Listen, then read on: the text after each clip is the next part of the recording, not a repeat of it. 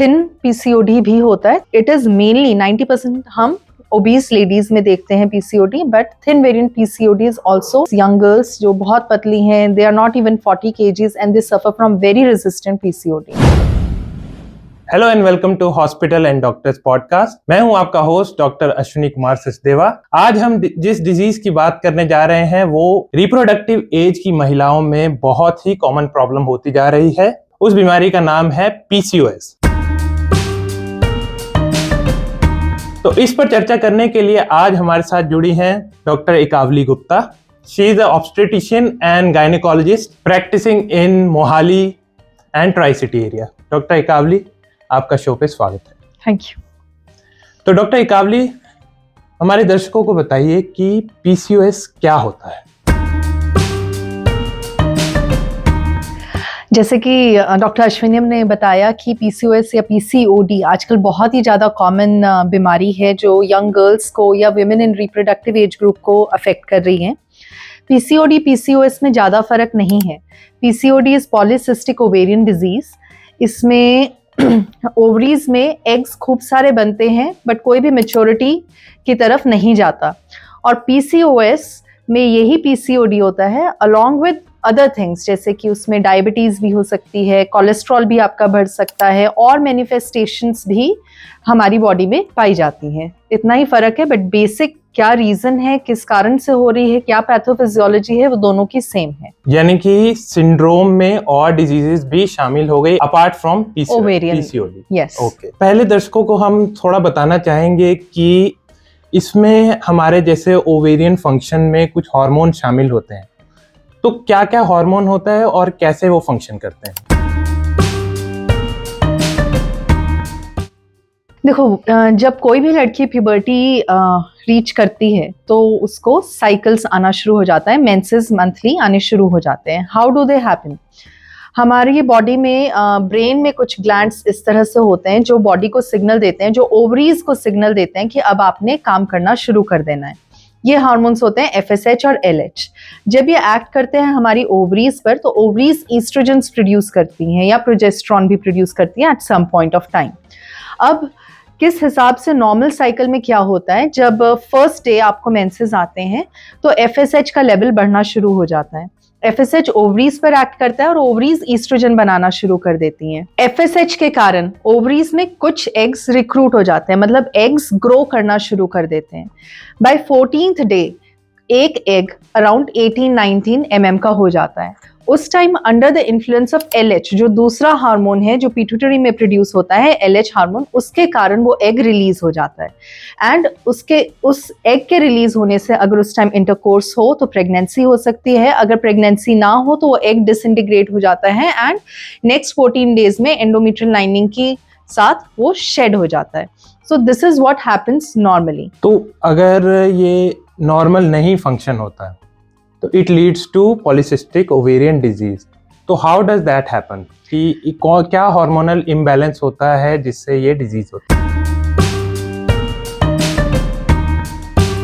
Polycystic ovarian disease में क्या होता है, जैसे मैंने आपको बताया कि एक एग मैच्योर होना शुरू होता है। पॉलीसिस्टिक ओवेरियन डिजीज, जैसे कि ये नाम है, पॉली मतलब मल्टीपल, सिस्ट मतलब एग्स के लिए यहाँ पे यूज किया गया है। तो खूब सारे eggs at the same time बनने शुरू हो जाते हैं। क्योंकि वो खूब सारे बन रहे हैं, वो कोई भी एग मैच्योरिटी की तरफ नहीं जाता। एट द सेम टाइम उन एग्स में से नॉर्मली ईस्ट्रोजन प्रोड्यूस होता है। अब खूब सारे एग्स में से because of some insulin resistance androgens, मतलब जो मेल हार्मोन्स होते हैं, वो भी प्रोड्यूस होने शुरू हो जाते हैं, जिसके कारण कुछ इस तरह से हार्मोनल इम्बैलेंस होता है कि एग मैच्योर नहीं होगा, एग रप्चर नहीं होगा, प्रेगनेंसी नहीं होगी, टाइमली आपको मेंसेस नहीं आएंगे। सो पीसीओडी में ये मैकेनिज्म जो है हमारा, ये गड़बड़ हो जाता है। तो production of male hormone, excess of male hormone that is testosterone, yes, is the basic pathophysiological problem in PCOS. yes, there are multiple factors. Okay. एक yes, androgens बढ़ने शुरू हो जाते हैं, साथ में इंसुलिन लाइक ग्रोथ फैक्टर्स भी होते हैं जी, जो बहुत मॉलिक्यूलर लेवल पे पार्ट प्ले करते हैं for ovulation, for growth of the eggs. तो वहां पर भी दिक्कत आ जाती है, जैसे insulin resistance also leads insulin to resistance हो जाता है। Okay. And what are the symptoms which are associated with PCOS की, क्या क्या इसमें साइंस एंड सिम्टम्स क्या होते हैं, क्या परेशानी आती है किसी? देखो पीसीओडी में जैसे कि हमने अभी डिस्कस किया किस कारण से हो रहा है पीसीओडी और क्या हो रहा है पीसीओडी में, वही सिम्टम्स हैं। एग ठीक से नहीं बनता, सही टाइम पे रिलीज नहीं होता, तो मेंसेस टाइम पे नहीं आते। कई लोगों को 2 महीने, 3 महीने, 6 महीने, साल भी मेंसेस डिले हो जाते हैं। सेकेंडली, एग ठीक से नहीं बनेगा तो बेबी होने में प्रॉब्लम आ सकती है। अब मेल हार्मोन्स ज़्यादा बन रहे हैं, टेस्टोस्टेरॉन ज़्यादा बन रहा है, तो उसके एसोसिएटेड हेयर ग्रोथ ज़्यादा हो जाती है, जिसे हम हर्स्यूटिज्म कहते हैं। साइड लॉक्स, चिन, मुस्टाश एरिया, चेस्ट के बीच में, टमी पर, थाइस पर थिक कोर्स हेयर हो जाते हैं। एक्ने हो जाते हैं। Acne is again because of the male hormone. Weight gain इससे बहुत ज़्यादा होता है। And later on in life हमें दिक्कत आ सकती है डायबिटीज़ होने की, कोलेस्ट्रॉल बढ़ सकता है, हार्ट डिजीज़ हो सकती है, क्योंकि मेंसेस रेगुलरली नहीं आ रहे हैं। तो एंडोमेट्रियल लाइनिंग भी थिक हो जाती है, जिससे एंडोमेट्रियल हाइपरप्लेजिया या एंडोमेट्रियल कैंसर होने के भी चांसेस रहते हैं। That is a very big problem कि अगर लॉन्ग टर्म पे हम इसको ट्रीट नहीं करते और एंडोमेट्रियल लाइनिंग अगर थिक हो जाती तो एंडोमेट्रियल कैंसर होने का रिस्क रहता है। तो how do we diagnose it? अगर कोई फीमेल आती है जैसे आपके पास with irregular menstrual period, do you call it as polycystic ovarian disease कि हम स्ट्रेट अवे उनको बताते हैं कि ये पॉलीसिस्टिक ओवेरियन डिजीज की वजह से है, या फिर कुछ और टेस्ट करते हैं इसको डायग्नोज करने के? देखो, जब कोई भी पेशेंट इरेगुलर मेंसेस के साथ हमारे पास आता है तो सबसे पहले हम पेशेंट का प्रोफाइल देखते हैं। मतलब व्हाट इज अ वेट, उसकी हाइट क्या है, आइडियली उसका वेट जो है उसकी हाइट के हिसाब से सूटेबल है कि नहीं, whether she is obese, overweight तो नहीं है। Then acne, hirsutism, hair growth, acne तो नहीं है। Usually they have round face और नेक्स पर या अंडर आर्म एरिया पर ब्लैकनिंग हो जाती है, thick velvet area which are black in colour, ऐसे भी दिखते हैं, जिन्हें हम अकैंथोसिस नाइग्रिकांस कहते हैं। सो जब हम पेशेंट को देखते हैं तो इन सारे चीज़ों से हमें आइडिया लगता है कि she may be a PCOD. But जब पेशेंट हमारे पास इरेगुलर मेंसेस के साथ आता है, there are other reasons also, जैसे थायराइड एब्नॉर्मैलिटी हो सकती है, प्रोलैक्टिन लेवल बढ़ा हो सकता है। कई बार कुछ भी नहीं होता, ना पीसीओडी है, ना थायराइड एब्नॉर्मैलिटी है, ना प्रोलैक्टिन की प्रॉब्लम है, it is just that she is a little overweight.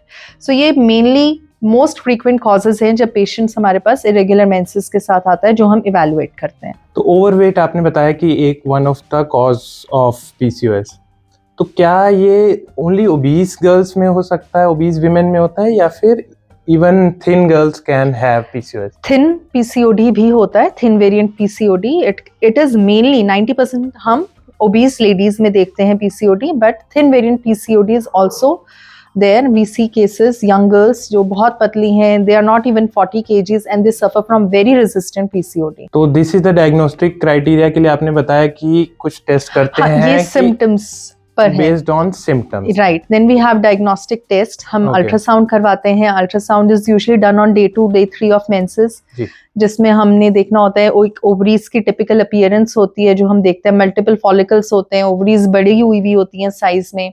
Then there are hormonal test, FSH, LH and serum free testosterone हम करवाते हैं। We can also get insulin levels done in these cases, so इससे हमारा diagnosis clear हो जाता है। Rule out की और कोई डिजीज तो नहीं है? बाकी yes, for thyroid and prolactin levels भी कराते हैं, तो वो ब्लड टेस्ट से हमें पता लग जाता है। तो after diagnosis how do you treat them, कि उनको ट्रीटमेंट का क्या रोल है और क्या क्या करना चाहिए? जैसे लाइफस्टाइल चेंज आपने फैक्टर्स बताए, obesity is one of the cause, तो उनको क्या चेंजेस अपने लाइफस्टाइल में करना चाहिए, and then what is the medical treatment? देखो, लाइफस्टाइल मॉडिफिकेशंस मेन कॉर्नरस्टोन है पीसीओडी ट्रीटमेंट का। हमने डाइट कंट्रोल में रखनी है और एक्सरसाइज करानी है, ठीक है। आजकल जो यंग गर्ल्स हैं उनकी डाइट प्रॉपर नहीं है। We are eating a lot of fatty food, carbohydrates हमारी डाइट में बहुत अनहेल्दी हैं, प्रोटीन इंटेक कम है, बैलेंस डाइट जो है हम नहीं फॉलो कर पा रहे हैं।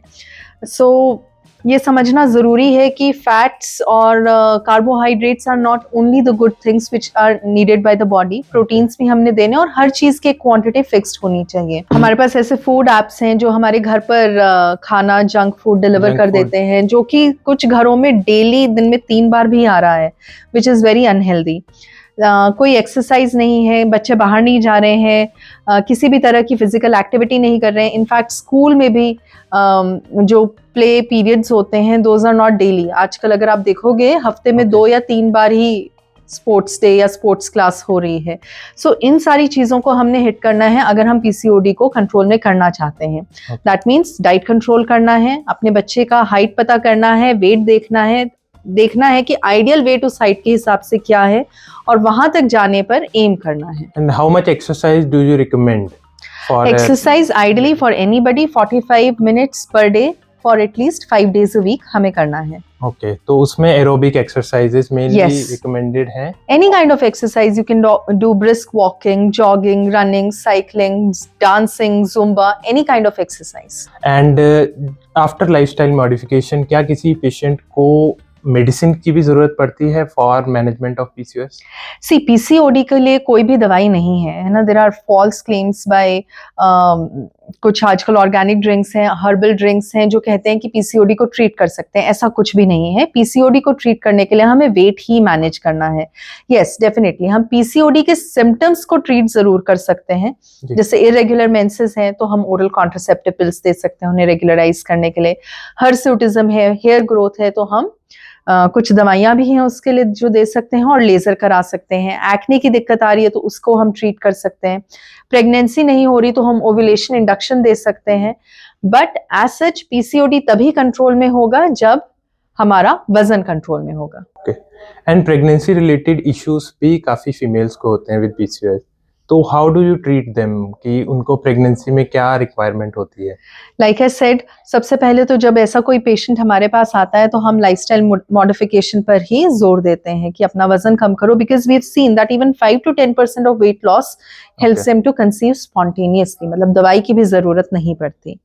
अगर उसके बाद भी दिक्कत आ रही है, वजन कंट्रोल में आ गया है, लाइफस्टाइल अच्छा है, जंक नहीं खा रहे हैं, उसके बाद हमारे पास कुछ दवाइयां होती हैं जो हम एग्स बनने के लिए दे सकते हैं। It is a very simple treatment, कोई महंगा ट्रीटमेंट नहीं है, आराम से हो जाता है, does not require even much time. जी, तो इनमें इन विट्रो फर्टिलाइजेशन जैसे आईवीएफ आजकल काफी प्रचलन में है, आईवीएफ की भी जरूरत पड़ती है? देखो पीसीओडी के पेशेंट्स में आईवीएफ के और कारण हैं जो हमें PCOD can simply be treated with by giving 5 days of ovulation induction. मतलब एक दवाई है जो हम 3rd डे से शुरू करते हैं, 5 days के लिए देते हैं, जिससे एग बनना शुरू हो जाता है और उसको हम अल्ट्रासाउंड से फॉलो करते हैं।